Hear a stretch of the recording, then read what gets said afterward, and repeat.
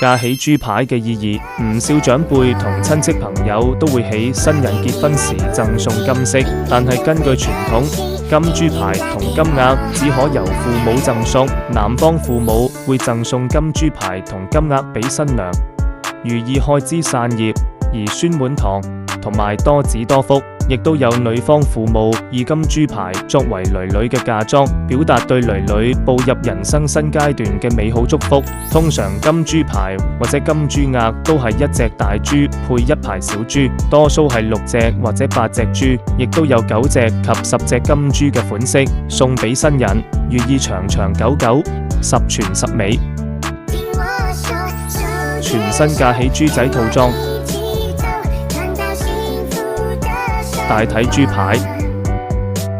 新披雙喜肚兜，搭配6隻小豬，多子多福，仲有金豬額1對，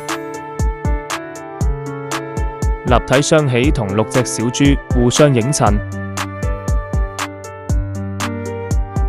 背面帶有立體豬歡樂大家庭，遠東珠寶。